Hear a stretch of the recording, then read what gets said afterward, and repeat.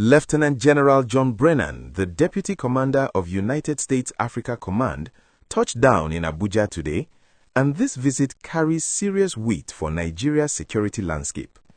The American military official is here to launch the inaugural United States-Nigeria Working Group. And this is not just another diplomatic meeting where officials shake hands and smile for cameras. This is about creating a real framework for cooperation in the fight against terrorism, a fight that has cost Nigeria thousands of lives and displaced millions of people over more than a decade.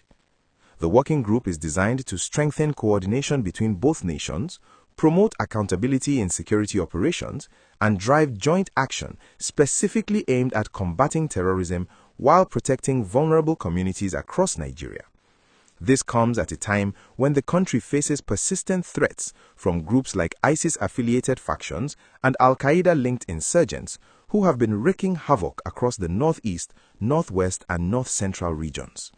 These terrorist organizations have not just been attacking military targets, they have been going after civilians, abducting people, destroying entire villages, and creating a humanitarian crisis that has left millions of Nigerians struggling to survive. What makes this working group particularly significant is that it is happening with the approval of President Bola Tinubu. The Nigerian government has been running military operations like Hadinkai in the Lake Chad Basin area and Fasanyama in the northwest and north-central zones, and these operations have had some recent successes in neutralizing hundreds of terrorists and degrading their operational capabilities.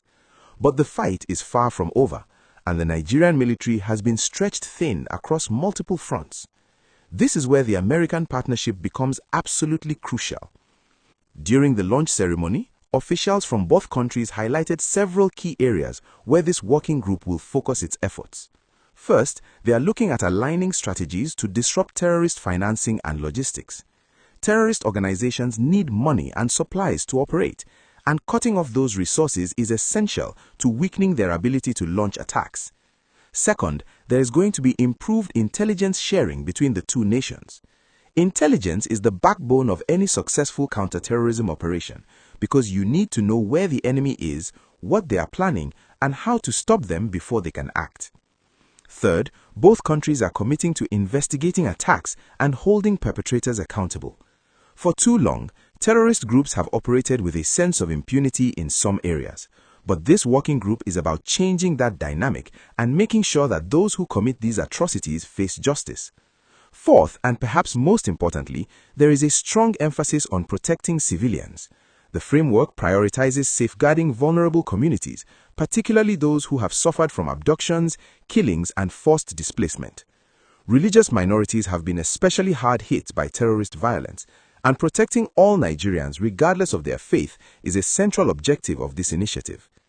Now, if you have been following Nigerian security issues, you will know that this working group is not happening in isolation. Just yesterday, on Thursday, January 22nd, the first meeting of a separate United States-Nigeria Joint Working Group took place in Abuja. That particular working group was established in response to President Donald Trump designating Nigeria as a country of particular concern under the International Religious Freedom Act. The objectives of that particular working group are closely aligned with what Lieutenant General Brennan is launching today, which is to reduce violence against vulnerable groups in Nigeria, particularly Christians, and create an atmosphere where all Nigerians can freely practice their faith without being targeted by terrorists, separatists, bandits, or criminal militias. The timing of these two working groups, happening within days of each other, shows just how seriously both the United States and Nigeria are taking the security crisis. If you have enjoyed this breakdown and want to stay informed about important developments like this that affect Nigeria and the wider West African region, please hit that subscribe button and give this video a like so you do not miss future updates. The United States delegation in yesterday's meeting thanked Nigeria for taking urgent actions to strengthen security for at-risk Christian communities and Nigerians of all faiths whose safety has been threatened by violence and terrorism. These working groups provide structured platforms for sustained dialogue and joint planning. They complement the broader United States-Nigeria engagement on regional stability, religious freedom, and civilian protection. The discussions involve high-level officials, including Nigeria's National Security Advisor, Nuhu Ribadu, and American officials such as Under-Secretary of State for Political Affairs, Alison Hooker, who led yesterday's session. Both sides have described these initiatives as concrete steps towards shared objectives which include weakening terrorist networks, interdicting weapons flows that keep insurgents armed and dangerous, and fostering the kind of long-term security that allows economic growth, trade, investment, and energy cooperation to flourish in West Africa. For everyday Nigerians, especially those living in the affected regions, this news brings a mixture of hope and cautious optimism. People in the northeast have endured years of Boko Haram and Islamic State West Africa province attacks. Communities in the northwest and north-central zones have faced banditry and kidnappings that have made farming and normal life almost impossible in some areas. The question on everyone's mind is whether this American support will translate into real change on the ground, into safer communities, into children being able to go to school without fear, and into farmers being able to work their fields without worrying about being killed or abducted. The reality is that no one is expecting overnight miracles. Terrorism is a complex problem that requires sustained effort, resources, and coordination to address effectively. But what these working groups represent is a renewed commitment from both nations to tackle this challenge together. The United States brings significant military expertise, intelligence sharing capabilities, and technological support that have proven valuable in counterterrorism operations around the world.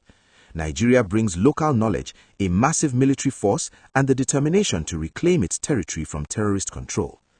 The message that Lieutenant General Brennan's visit sends to terrorist organizations operating in the region is clear. Nigeria is not standing alone in this fight. The international community, led by the United States, is invested in achieving stability and security in West Africa. The coordination and resources being brought to bear against these groups are only going to increase. For the terrorists, this should be a warning that their days of operating with relative freedom are numbered. As this story develops, we will be watching closely to see how quickly and effectively both nations can translate these commitments into tangible results on the ground. Because at the end of the day, frameworks and working groups are only as good as the implementation that follows them. The true test will be whether Nigerian communities start seeing fewer attacks, whether displaced people can return home safely, and whether the nightmare of terrorism that has plagued parts of this country for over a decade finally begins to come to an end.